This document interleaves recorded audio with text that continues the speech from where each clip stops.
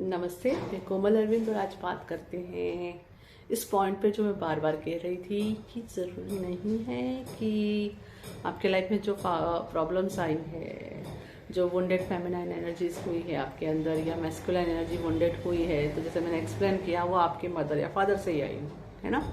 Mother या father figure जैसा कोई आपके लाइफ में रहा हो या कोई फेमिनाइन या मैस्कुलाइन आपके लाइफ में से रहे और वहाँ आपने ये सब होते देखा हो, तो उस वजह से भी यह प्रॉब्लम्स आ सकती है कि जहाँ पे आपके लाइफ में कोई ऐसे फेमिनाइन या मैस्कुलाइन रहे हैं जो जिन्होंने इस तरह से व्यवहार किया हो, आपको सपोर्ट ना किया हो, डायरेक्शन ना दिखाई हो, आपको अनलवेबल फील कराया हो, तो वो जो रीजंस मैंने आपको मैस्कुलाइन एंड फेमिनाइन्स के वुंड से रिलेटेड बताए थे, तो वो सब जैसे मैंने कहा या तो आप डायरेक्टली आपके मदर फादर से रिलेटेड हो सकते हैं, लेकिन किसी और से भी।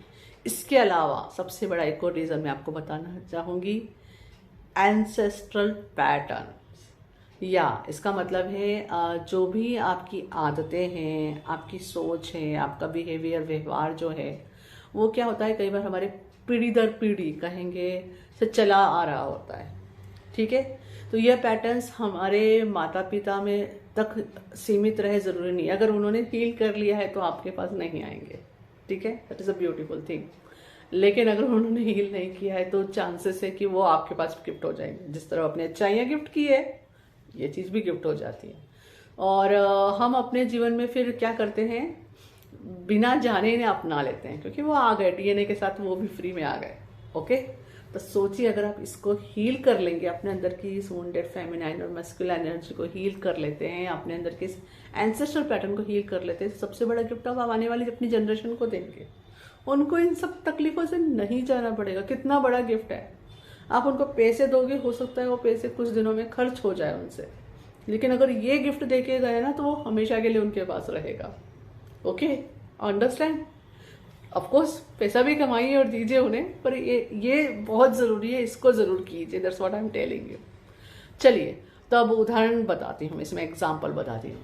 अगर आपकी दादी या कहूँ आपकी मदर की मदर, ठीक है, को अगर हमेशा अस्वीकार किया गया हो, है ना, और मतलब उन्हें ऐसा लगा हो कि उन्हें एक्सेप्टेंस नहीं मिल रहा है, उन्हें उनकी लाइफ में प्यार की कमी रही हो, तो यह पैटर्न आपकी मम्मा में आ सकता है ना। और वो फिर वही पैटर्न आपको भी प्रभावित कर सकता है, आपको मालूम भी नहीं होगा, आप ऐसा फील करोगे।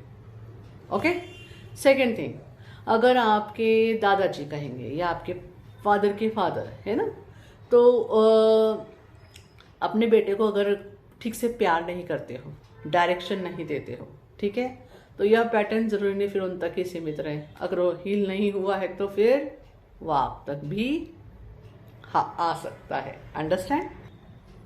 तो इट्स वेरी मस्ट नीडेड कि इनकी हीलिंग की जाए। ओके, तो आने वाले वीडियो में हम बात करेंगे इनकी हीलिंग करें कैसे। Thank you for watching my videos.